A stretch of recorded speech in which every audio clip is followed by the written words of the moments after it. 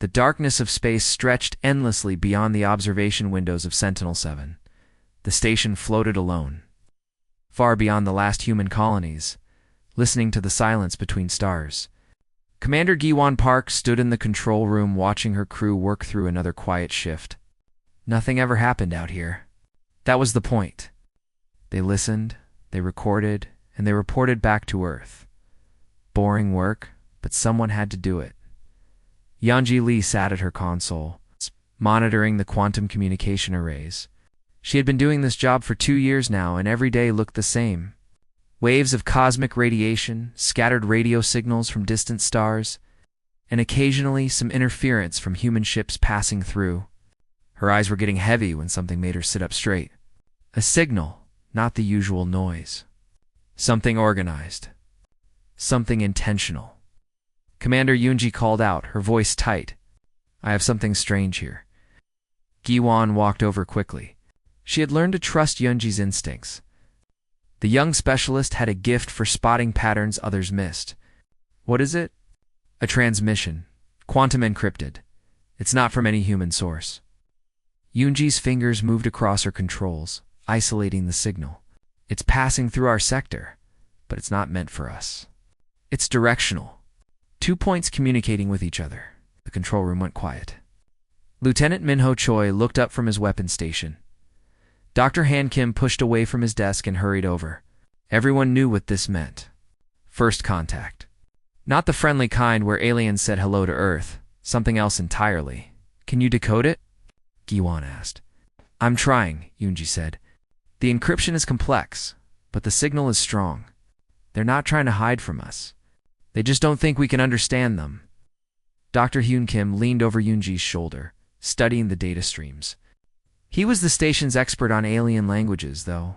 Until this moment, he had never actually seen one. "This is incredible. The mathematical structures are completely foreign, but there are patterns. Give me 6 hours. Maybe 12. I can break parts of it." Jiwan made the decision immediately. "Do it. Everyone else, full alert status. Yunji, record everything. I want every piece of this signal captured and backed up." The next 10 hours were tense. Dr. Han Kim barely left his workstation, feeding the alien signal through every translation algorithm humanity had developed. Most of it remained gibberish, but slowly, pieces started making sense. Words emerged, then phrases, then horrible, clear meanings. When Haeon finally called Jiwan back to his station, his face was pale. "Commander, you need to see this." The translation was incomplete, full of gaps and uncertain interpretations, but the core message was unmistakable. Giwan read it 3 times, feeling ice spread through her chest. The signal was a tactical communication between 2 alien civilizations. One was reporting to the other about a primitive species in Sector 773, Earth's sector. The message described humans as an infestation that had spread beyond acceptable parameters. It detailed human colonies, ship movements, defensive capabilities, information that could only come from years of secret surveillance. The worst part was at the end. A simple statement that made Jiwan's blood run cold. Cleansing force dispatched. Estimated sterilization completion, 18 cycles. "How long is a cycle?" Jiwan asked quietly. Huan checked his calculations. Based on the signal's timestamp encoding, approximately 32 hours. If I'm right, they're saying complete sterilization in 24 days. Minho stood up from his station. "Sterilization. They're coming to kill us. All of us." "We don't know that for certain," Haeon said, but his voice lacked conviction. The translation could be wrong. Maybe sterilization means something else in their language. Jiwan looked at the data again. The alien transmission included detailed maps of human space, colony populations, defense grids, shipping lanes. This wasn't a misunderstanding. This was a target assessment. "How long until we can contact Earth Command?" she asked. Youngji checked her console. 6 days for a message to reach them. 6 days for a response. If the signal is accurate, the aliens will be here in 24 days. 12 days of that would be wasted just talking to Earth. 12 days when humanity could be preparing. Qian felt the weight of command pressing down on her shoulders. She was just a station commander. She monitored signals. She wasn't supposed to make decisions that affected billions of lives, but someone had to. Yunji, prepare a priority transmission. Full encryption. I want this sent to every human ship, station, and colony in our database. What should the message say? Yunji asked.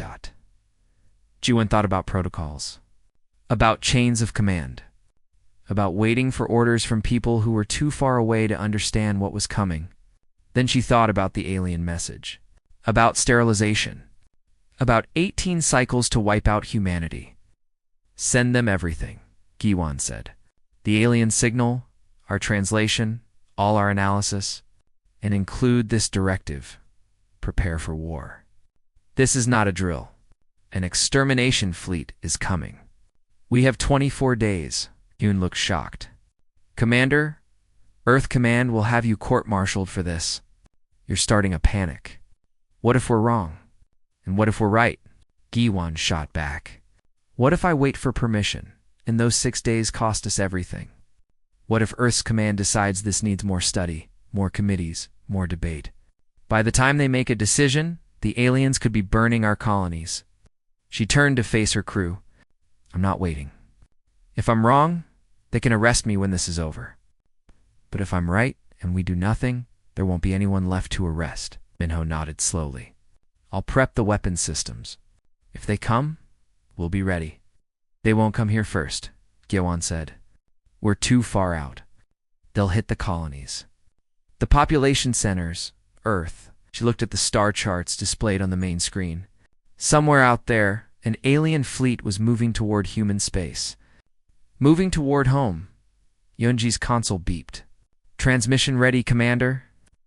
Quan took a deep breath. This was it. One decision that would change everything. She could already imagine the chaos this would cause. The panic. The accusations. The anger.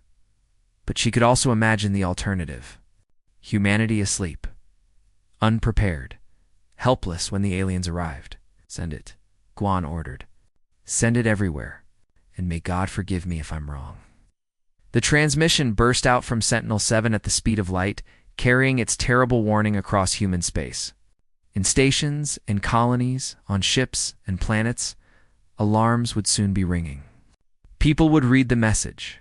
They would see the alien signal. They would understand what was coming, and they would have to decide whether. To believe it, G1 watched the transmission confirmation flash across Youngji's screen. It was done. She had just told humanity that an alien race was coming to exterminate them. She had bypassed every protocol, ignored every chain of command, and taken the decision into her own hands. In the silence of the control room, Minho spoke quietly.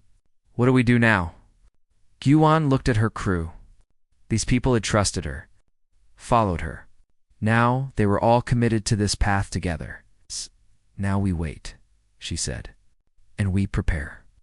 Because in 24 days, we're going to find out if we're ready to fight for our survival. Outside the station, space remained dark and silent. But somewhere in that darkness, something was coming.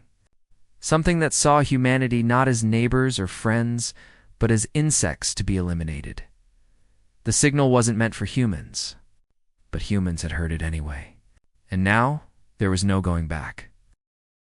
Admiral Taijin Yun stared at the message on his screen, reading it for the 5th time. Around him, Earth Command Headquarters had erupted into chaos. Officers shouted into communicators. Analysts crowded around displays. Everyone wanted to know if this was real. It's a hoax, said Dr. Somin Kong, Earth's chief scientific advisor. She stood beside Taijin's desk, her arms crossed. It has to be. We've been searching for alien life for 200 years. Nothing. Now suddenly someone claims there's an extermination fleet coming. The timing is suspicious. Sentinel-7 has been reliable for years, Taijin replied. Commander Park wouldn't send something like this without being certain. People make mistakes, especially when they're isolated in deep space for too long. Salman pulled up her own analysis. Look at this translation. It's full of gaps. They're making assumptions based on partial data. They could be completely wrong about what this signal means. Taijin wanted to believe her. A hoax would be simple, manageable, but something in his gut told him this was real. The signal data looked authentic. The encryption patterns were unlike anything human. And Park's message had included something that bothered him. The aliens knew too much about human defenses. "Call an emergency council," Taijin ordered. "I want every department head here in 1 hour." The council meeting was a disaster. Half the room thought the threat was real. The other half thought it was mass hysteria. Arguments broke out. People shouted over each other. Someone insisted they needed more time to study the signal. The military advisors demanded immediate mobilization. The civilian representatives worried about causing a panic. "We can't just mobilize the entire fleet based on one intercepted message," Salman argued. "What if this starts a war with a peaceful species? What if we're the aggressors? What if we're not?" Shot back General Doyon Lee. "What if we wait and they show up ready to kill us all?" Taijin held up his hand for silence. "We need a middle path. Full mobilization might be premature, but we can't ignore this completely." "What are you suggesting?" Salman asked. "Partial mobilization? Get our main fleet to defensive positions. Prepare the colonies for possible evacuation. And send a diplomatic shuttle to make contact." Taijin looked around the room. "If the aliens are hostile, we'll be ready. If they're not, we make first contact peacefully." It was a compromise. Nobody was happy, but nobody could argue against it either. The council voted, and the decision was made. Earth would hedge its bets. But while Earth debated, others acted. Captain Junho Nam stood on the bridge of the Indomitable, reading Park's message. His ship was a former corporate security vessel, armed and fast. He had spent 10 years fighting pirates and protecting mining operations. He knew how to read a threat. This was a threat. Junho opened a communication channel to every independent ship captain he knew. "This is Nam of the Indomitable. You've all seen the warning from Sentinel-7. Earth Command is debating what to do. We don't have time for debate. I'm taking my ship to Neptune's outer colonies. Anyone who wants to stand and fight, follow me." The response surprised him. Within hours, 12 ships confirmed they were joining him. Merchants, miners, transport vessels. Not military ships, but they had crews willing to fight. More confirmations came throughout the day. By the time Junho's fleet reached Neptune, he had 37 ships. It wasn't much, but it was something. Back on Earth, Taijin watched the reports of ships gathering at Neptune with mixed feelings. On one hand, he admired their courage. On the other hand, undisciplined independent ships could make things worse if this turned into a diplomatic situation. "The diplomatic shuttle is ready," his aide reported. "Commander Yuna Jang is requesting final instructions." Taijin thought carefully. Yuna was smart and experienced. If anyone could make peaceful contact, she could. Tell her to proceed to the projected alien arrival point. Standard first contact protocols. Try every form of communication we have. "And if they don't respond?" the aide asked. "Then we'll know what we're dealing with." The diplomatic shuttle launched 2 days after Park's warning. It was a small vessel, unarmed, broadcasting peace on every frequency. Yuna and her crew of 5 were volunteers. They knew the risk. But someone had to try. At Sentinel-7, Giwan watched the developments with growing anxiety. Earth was moving too slowly. The independent ships at Neptune were brave, but disorganized. And the diplomatic shuttle was heading straight toward what might be an extermination fleet. Commander Yunji called out, "I'm detecting something. Long-range sensors are picking up gravitational distortions." Jiwan's heart sank. "Where?" "Edge of the solar system. Near the Kuiper Belt." Yunji's fingers flew across her console. Multiple large masses dropping out of faster-than-light travel. Dr. Henkim ran calculations on his screen. "According to our timeline, they shouldn't be here for 21 more days." "They're early," Minho said quietly. Guan grabbed the communication controls. "Send immediate alert to Earth Command and all ships. The alien fleet has arrived. They're 3 weeks ahead of schedule." On Earth, alarms began ringing. Admiral Taijin's worst fears were confirmed. This wasn't a hoax. It wasn't a misunderstanding. Something was coming, and it was already here. How many ships? Taijin demanded. The sensor data came through. Preliminary count shows 47 vessels, sizes ranging from small cruisers to something massive. We've never seen ships this large. Order the diplomatic shuttle too, sir. The shuttle is already on intercept course. Commander Yuna is broadcasting greetings. Taijin felt helpless. Yuna was out there alone with her tiny crew, trying to talk to an alien fleet that might have come to kill them all. Get me a visual feed. The main screen showed the diplomatic shuttle approaching the alien fleet. The alien ships were dark, angular, nothing like human designs. They moved in perfect formation, ignoring the shuttle's broadcasts. Yuna's voice came through clearly. Unidentified vessels. This is Commander Yuna Jang, of Earth's diplomatic corps. We come in peace. We wish to establish communication and mutual understanding. Silence. Please respond. We detected your communication about our sector. We believe there has been a misunderstanding. We mean you no harm. Still nothing. The alien fleet continued toward the inner solar system. They weren't slowing down. They weren't responding. They simply moved forward with terrible purpose. Yuna tried again. We are transmitting mathematical sequences, prime numbers, chemical compositions. Any of these should establish a basis for communication. Please acknowledge. One of the alien ships broke formation. It moved toward the diplomatic shuttle. For a moment, Taijin felt hope. Maybe they were finally responding. Then the alien ship fired. The weapon was unlike anything humans had seen. A beam of pure energy that didn't just destroy the shuttle. It unmade it. The shuttle simply ceased to exist, torn apart at the atomic level.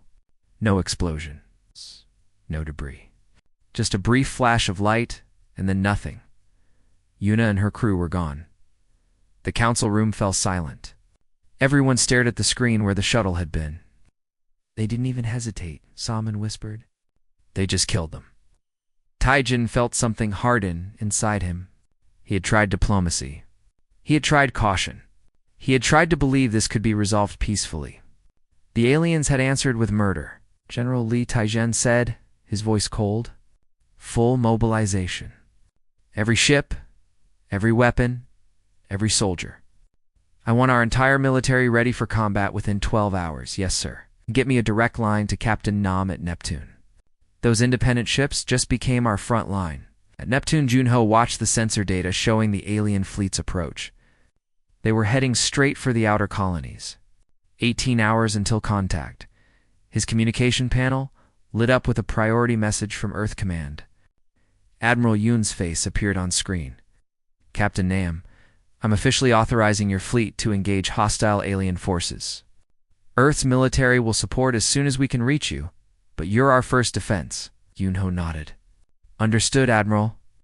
We'll hold them as long as we can. That's good luck, Captain. Earth is counting on you.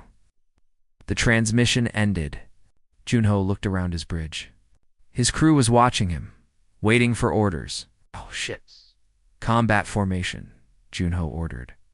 We're not military. We're not trained for this. But we're all humanity has right now. He thought about the diplomatic shuttle. About Yuna and her crew, vaporized for trying to talk. The aliens had made their intentions clear. This wasn't going to be a diplomatic incident. This was war, and humanity's only choice was to fight back or die. Weapons hot, Junho commanded. When they come, we make them regret it. 18 hours until the aliens reached Neptune. 18 hours for humanity to prepare for a fight they never wanted. A fight they might not survive, but they would fight. Because that's what humans did when faced with extinction. They didn't surrender. They didn't hide. They fired back. Lieutenant Hannah Song ran through the corridors of Triton Station, pulling on her flight suit. The alarms had been screaming for 10 minutes. Around her, people rushed in every direction, some toward escape shuttles, others toward weapons lockers. Everyone knew what was coming. She reached the fighter bay and found her squadron already gathering. 12 pilots, 12 outdated patrol fighters designed for chasing smugglers, not fighting alien warships. They looked terrified. "Listen up," Hannah shouted over the noise. "Neptune Defense Command says we have 90 minutes before the alien fleet reaches firing range. Our job is to slow them down. By time for the evacuation shuttles." "With what?" asked one pilot. "These fighters have light cannons and maybe 2 missiles each. The sensor data says those alien ships have shields that can stop anything we throw at them." Hannah had seen the same data. The aliens were protected by some kind of energy barrier. Every weapon test they had run in the last 18 hours had failed to penetrate it. Then we find a weakness. Or we die trying. Those are our options. She climbed into her fighter, running through the pre-flight checks faster than she ever had. The cockpit felt too small, too fragile. Through the canopy, she could see Triton's surface, and beyond it, the darkness of space where the alien fleet was approaching, at the mining facility on Triton's far side. Engineer Sunwoo Park was having a very different conversation. He stood in front of a table covered with mining charges, looking at the colony's defense coordinator. "You want to do what?" The coordinator asked. "Retrofit these into torpedoes," Sunwoo explained. "Look, the aliens have energy shields. Those shields stop directed energy weapons and high-velocity projectiles, but mining charges are different. They're designed to crack rock through concussive force. Simple, crude, kinetic explosives. That's insane. Even if your theory is right, how would we deliver them? Our torpedo tubes are calibrated for military ordnance." Sunwoo held up a metal casing. "I've been modifying these for the last 6 hours. They'll fit in a standard torpedo tube. The detonation mechanism is simple. Impact trigger. No guidance system, no electronics the shields could detect. Just explosives in a metal shell. And you think this will work?" "I think it's the only chance we have." The coordinator looked at the mining charges, then out the window at the stars. "How many can you make?" "In 90 minutes. Maybe 40. Do it." Hannah's squadron launched into space just as the alien fleet came into visual range. She had seen the sensor data, but seeing them with her own eyes was different. The alien ships were massive, dark vessels that seemed to drink in the light around them. They moved with perfect coordination, like a school of predatory fish. "All fighters, attack pattern Delta," Hannah ordered. "Spread out and engage at range. Don't get close to those shields." Human fighters scattered, firing their light cannons. The energy beams splashed harmlessly against the alien shields. Missiles streaked forward and detonated uselessly. Against invisible barriers, the aliens didn't even slow down. Then they returned fire. One of Hannah's fighters exploded in a ball of flame. Then another. The alien weapons were precise and deadly. Each shot found its target. "Break and evade," Hannah shouted, throwing her fighter into a spinning dive. Energy beams cut through the space where she had been seconds before. This wasn't a fight. It was a massacre. Her fighters were too slow, their weapons too weak. 3 more pilots died in the next minute. "All fighters fall back to Triton," Hannah ordered. "We can't fight them in open space." What remained of her squadron retreated toward the moon. Behind them, the alien fleet continued forward. They weren't even pursuing the fighters. The humans were beneath their notice. On the Indomitable, Captain Junho Nam watched the fighter engagement with growing despair. "They're not even trying," he muttered. "They're just swatting us aside." "Sir, we're receiving a transmission from Triton Mining Facility," his communications officer reported. "Engineer Sunwoo Park says he has a weapon that might work against the shields." "What kind of weapon?" "Mining charges. Crude kinetic explosives." Junho almost laughed. They were facing technology centuries beyond human understanding, and someone wanted to throw rocks at them. But then he thought about it. Sometimes the simplest solutions worked where complex ones failed. Tell him to load everything he has onto cargo shuttles. Send them to the Indomitable. "Sir, the alien fleet will be in range in 30 minutes, and we better work fast." Sunwoo's mining charges arrived on cargo shuttles just as the alien fleet moved into attack range. The Indomitable's crew loaded them into torpedo tubes as fast as they could. Gunho watched the alien ships getting closer, his hand hovering over the firing controls. "They're targeting Neptune's colonies," his tactical officer reported. "Energy signatures building on their main weapons." Junho saw what was about to happen. The aliens weren't going to waste time fighting. They were going to destroy the colonies directly. Millions of people were still evacuating. "Fire all torpedoes," Junho ordered. "Target the lead ship." 40 mining charges shot from the Indomitable's tubes.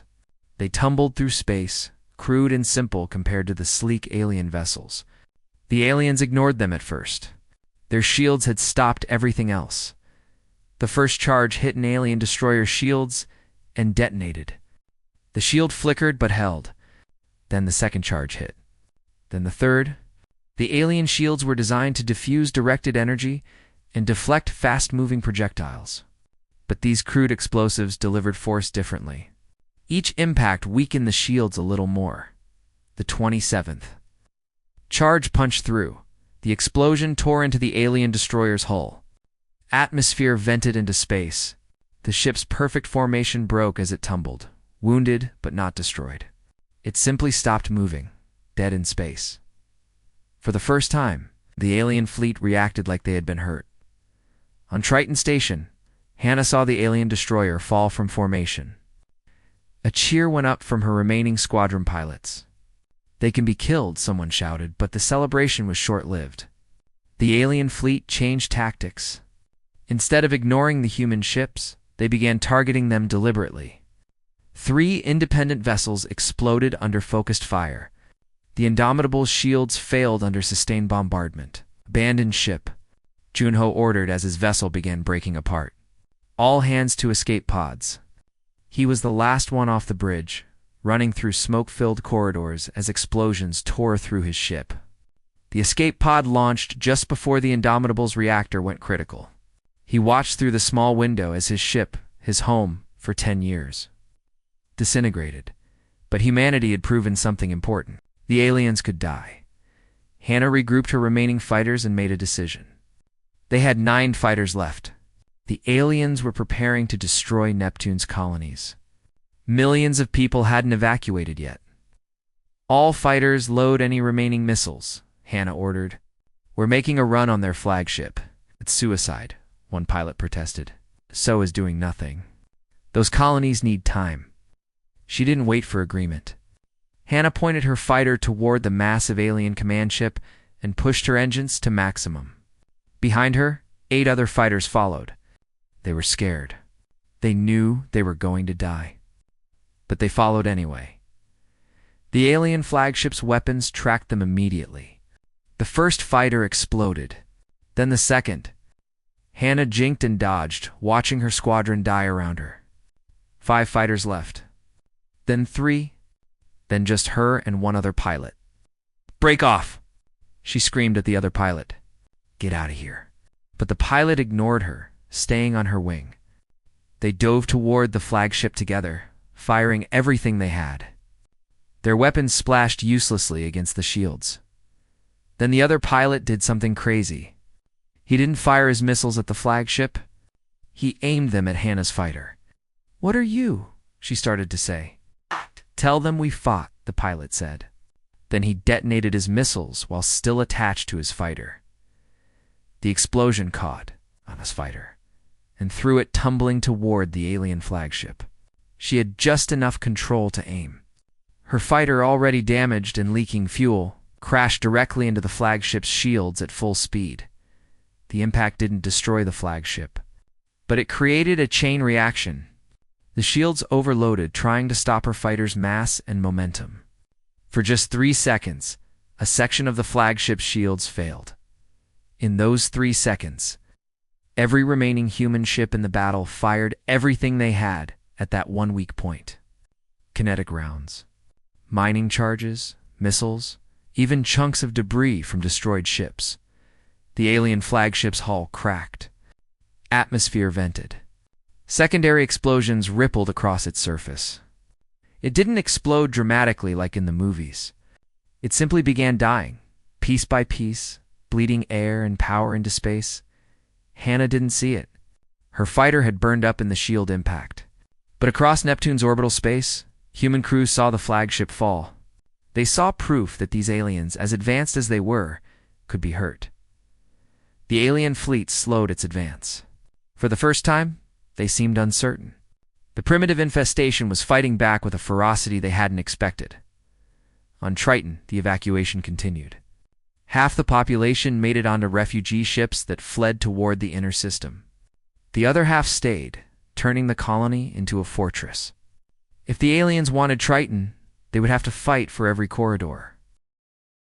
General Doyon Lee stood in front of Earth's military command, presenting what many were calling an insane plan.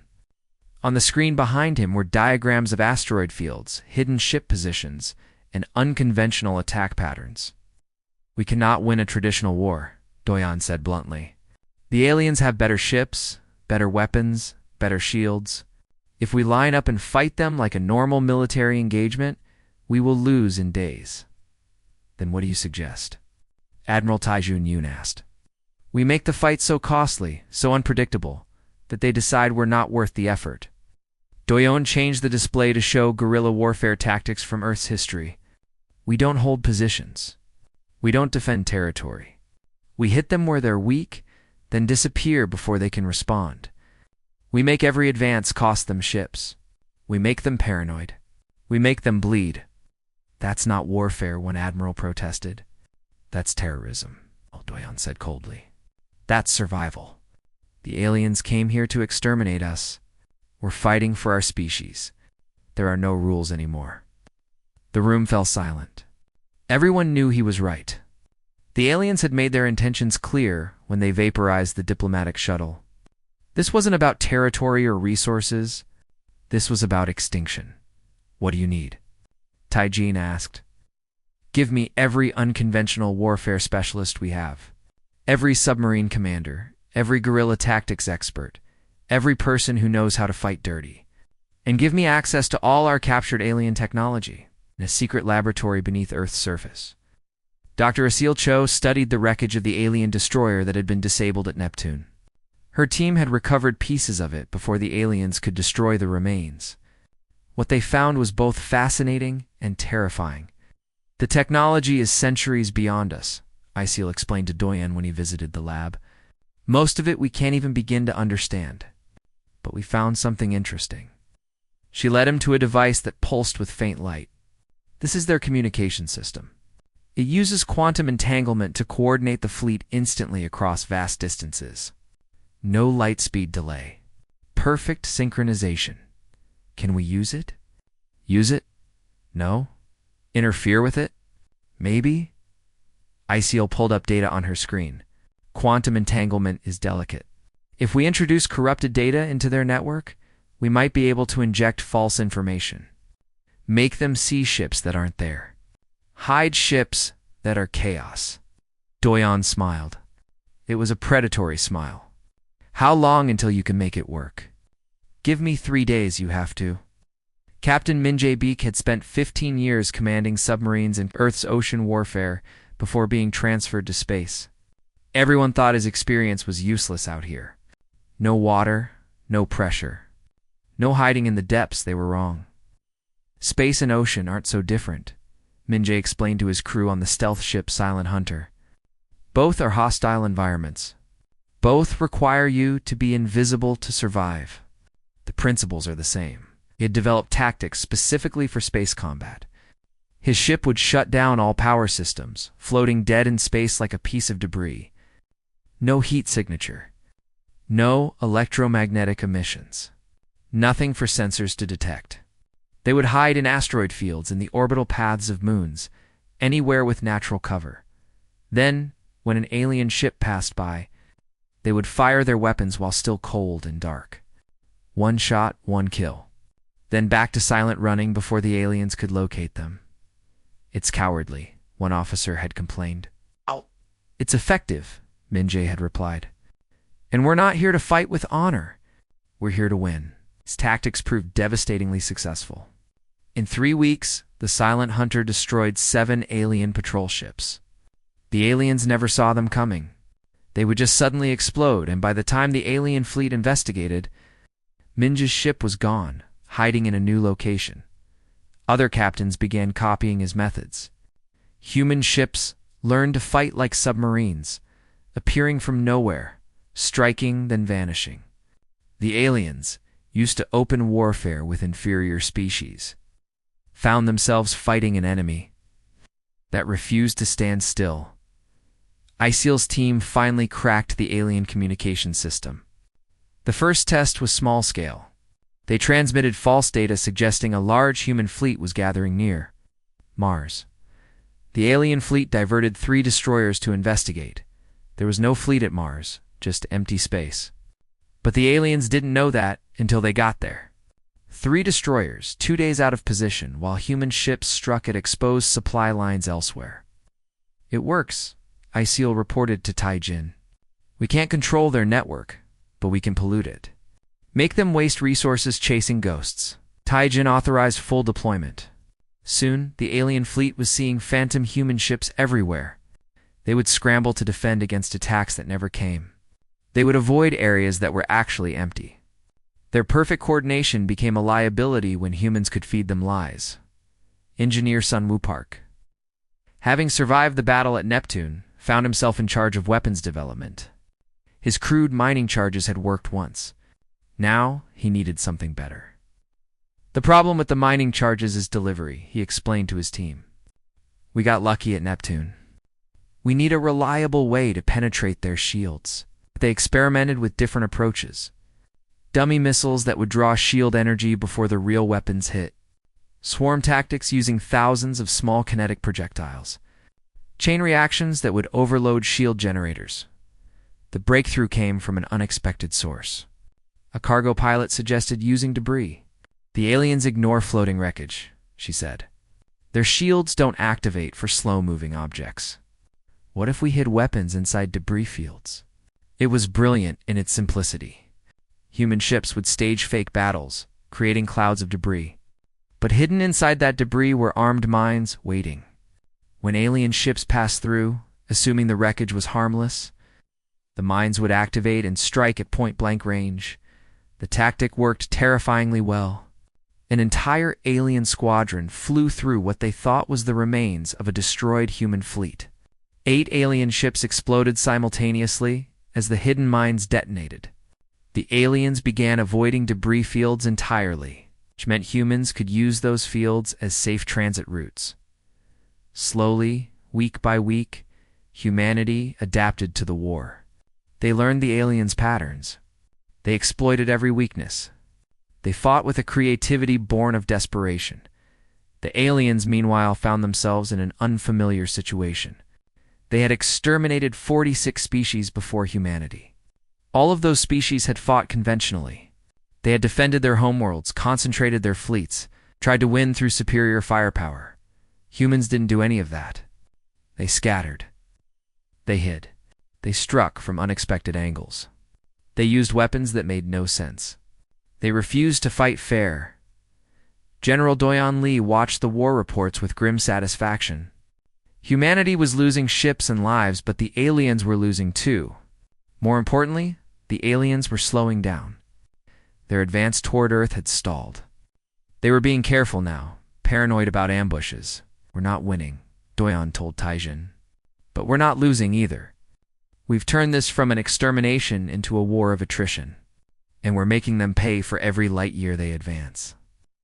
The turning point came during the battle for the asteroid belt between Mars and Jupiter. The aliens needed to control the belt to reach Earth. Humanity turned it into a killing field.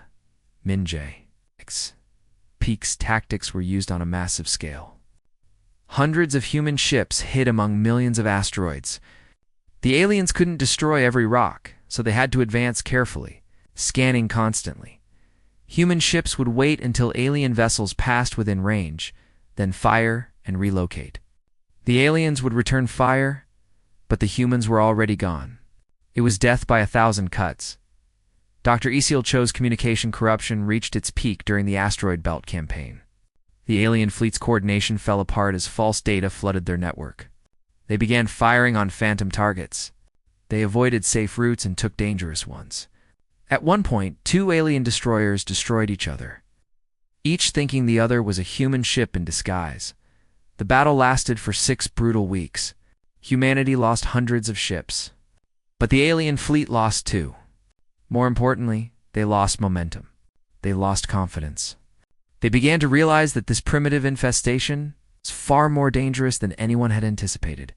Commander Juan Park, still at Sentinel-7, watched the war unfold with mixed emotions. Her warning had started all of this. Billions of humans were now at risk. Millions had already died. But they were fighting. They were surviving, Commander Yunji called out. I'm detecting another quantum transmission from the alien fleet.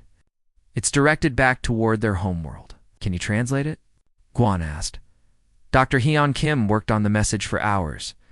When he finished, his hands were shaking. Commander, they're requesting reinforcements. They're telling their homeworld that the humans are more dangerous than expected. That pacification is taking too long, they haven't yet. But if reinforcements come, he didn't need to finish. Humanity was barely holding against the current fleet. If more aliens arrived, it would be over, but that message also meant something else. The aliens were worried. They had expected an easy extermination. Instead, they had walked into a grinding war with an enemy that refused to die quietly. G1 looked at the star charts, the scattered human forces fighting desperately across the solar system. They were battered. They were bleeding. But they were still fighting. For months into the war, Earth bore the scars of orbital bombardment. 3 strikes from alien planet cracker weapons had carved massive craters across 2 continents. Billions had died in the initial attacks. Entire cities had been erased. The sky over half the planet glowed red with ash and burning debris, but Earth still stood, and humanity still fought. Admiral Taijin Yoon stood in the underground command center that now served as Earth's military headquarters. The surface was too dangerous. Alien weapons could strike from orbit at any moment. But down here, deep beneath the rock, humanity planned its survival. Mars has fallen, General Doyon Lee reported grimly. The aliens control the orbital space. Ground forces are still fighting, but without resupply, they won't last long. Luna? Taijin asked, holding. Barely. The moon bases are fortified enough to withstand bombardment. But we've lost 60% of our defensive fleet. The war had been brutal beyond anything imagined. Humanity had fought with everything they had. They had used every trick, every tactic, every desperate gambit. They had made the aliens pay for every meter of space. But the cost had been catastrophic. Yet, despite the losses, something unexpected had happened. Humanity had united. Every nation, every corporation, every independent colony had set aside old conflicts. There were no borders anymore, no competing interests. Just one species fighting for survival? We've intercepted more alien communications, Dr. Hain Kim reported, entering the command center. They're reporting back to their homeworld again. The translation is clearer this time. What does it say? Taijin asked. Hyun pulled up the message on the main display. They're calling us a Class 5 threat. Apparently that's the highest danger rating they have. They've never encountered a species that fought back this effectively, Good Doyon said. Let them be afraid. There's more. Haeon continued. They're requesting permission to use their ultimate weapons. Planet killers. Devices that can shatter entire worlds. The room fell silent. Everyone knew what that meant. The aliens were willing to destroy Earth completely, rather than continue this grinding war. When will their homeworld respond? Taijin asked quietly. Unknown. But Commander Park at Sentinel-7 has been monitoring their communications. She thinks we have maybe 2 weeks before a decision is made. Taijin looked at the tactical display showing the current state of the war. Human forces were scattered, battered, holding on by sheer determination. They had fought the aliens to a standstill, but they couldn't win. Not in a conventional sense. We need to do something they won't expect, Taijin said. Something that changes the entire equation. We've tried everything, one admiral protested. What's left? Taijin looked at Doyon. Tell them about the Sentinel-7 operation. Doyon brought up a new tactical display. Intelligence from captured alien prisoners tells us their command and control is centralized. Every ship in their fleet follows orders from their flagship. It's the massive vessel that's been hanging back, coordinating the entire invasion. "We know this already," someone said. "That flagship is protected by a dozen escort ships and the most advanced shields we've ever seen. It's untouchable." "Nothing is untouchable," Doyon replied. "Commander Park has been studying their fleet movements from Sentinel-7. She's identified a pattern. Once every 48 hours, flagship moves to a different position to maintain optimal communication with their homeworld. During that movement, for exactly 17 minutes, it's separated from most of its escorts." 17 minutes isn't enough time to mount an assault, the Admiral protested. "It is as if we're already in position," Taijin said. "We send a strike force to the projected location. They go dark, silent running, hiding like Captain Minjay taught us. When the flagship arrives, they have 17 minutes to kill it. That's a suicide mission," as Taijin agreed. "It is." The room was quiet. Everyone understood what was being asked. Someone had to volunteer to almost certainly die. But if they succeeded, they would decapitate the alien command structure. Without the flagship, the alien fleet would be disorganized, vulnerable. "I'll lead it," said Commander Juan Park's voice from the communication system. She had been listening to the briefing from Sentinel-7. "This started with me. I'll finish it, Commander." "You're needed at Sentinel-7, Taijin said. "Yoonji can run the station. Dr. Hyun Kim knows the alien communications better than anyone now. They don't need me. But this mission does." Before Taijin could argue, other voices joined in. Captain Minjay Beek volunteered as Silent Hunter. Engineer Sunwoo Park requested to come aboard, bringing his latest weapons modifications. Lieutenant Minho Choi, now commanding his own ship after surviving 3 major engagements, requested to join the strike force. One by one, captains and crews volunteered. They knew the odds. They knew what they were being asked to sacrifice. But they volunteered anyway. "How many ships do we need?" Taijin asked Doyon quietly. "Minimum 8 to guarantee success." 12 would be better. "You have 40 volunteers so far," his aide reported. Taijin felt something break inside him. 40 ships. 40 crews. Hundreds of people willing to die for a 17-minute window of opportunity. Select the 12 best equipped. The rest stay in reserve in case this fails and we need to try again. Over the next week, the strike force assembled in secret. Kyuan arrived on a fast courier ship, leaving Sentinel-7 for the first time in 3 years. She met with the other commanders in a hidden staging area near Saturn.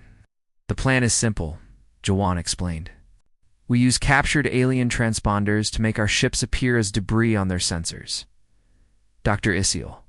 "Cho's team has modified them to broadcast false signatures. We position ourselves along the flagship's projected route. When it arrives, we drop the disguise and fire everything we have." "What about the escorts?" Minjay asked. "That's where Sunho's modifications come in." The engineer pulled up schematics of their new weapons. "We've been studying the flagship's design. It's massive because it carries the main quantum communication array for the entire fleet. That array requires enormous power. I've designed weapons specifically to overload that power system. Will it work?" someone asked. "I don't know," Sunwoo admitted. "We've never tested it.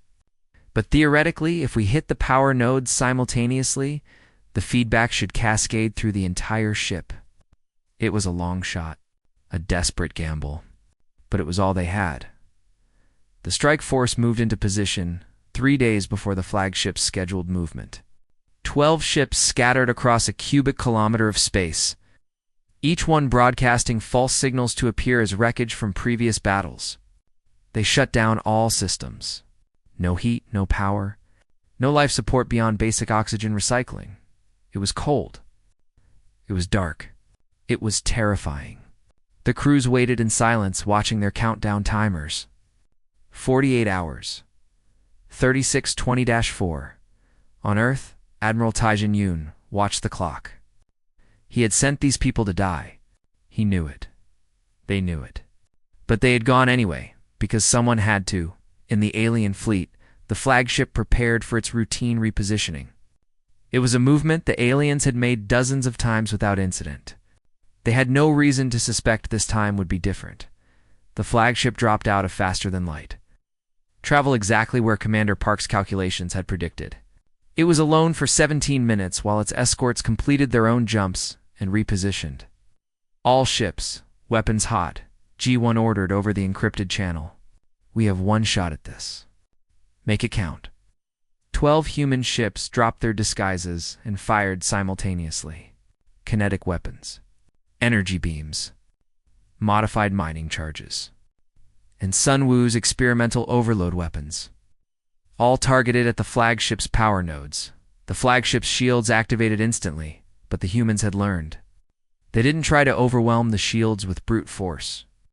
They targeted specific points, creating cascading failures. Minja's Silent Hunter fired a spread of armor-piercing rounds that punched through the weakened shields. The rounds didn't do much damage, but they created openings. Through those openings, Sun Wu's overload weapons struck home. They were crude devices, barely more sophisticated than electromagnetic pulse generators. But they hit the flagship's power nodes with perfect precision. The flagship's quantum communication array drew enormous power. When the nodes were damaged, that power had nowhere to go. It fed back into the system, overloading circuits, melting conduits, cascading through the entire vessel. The flagship didn't explode. It simply shut down. Every light went dark. Every system failed. The massive vessel went dead in space, dark and silent. Direct hit on all primary targets, someone shouted. The flagship is dead. But there was no time to celebrate. The alien escorts were arriving. Giwan watched them drop out of faster-than-light travel, their weapons already charging. All ships, scatter pattern Omega, Giwan ordered. Don't try to fight them. Just survive as long as you can. Lieutenant Minho Choi's ship was the first to die, buying time for others to escape. Then 2 more ships fell. The alien escorts were furious, pouring fire into the human vessels. But she didn't follow them. Instead, G1 stayed on the bridge, watching the tactical display. 6 human ships had escaped. 6 out of 12. Better than she had hoped, through the viewport, she saw the dead flagship floating in space. No lights, no power. Just a massive corpse tumbling slowly through the void.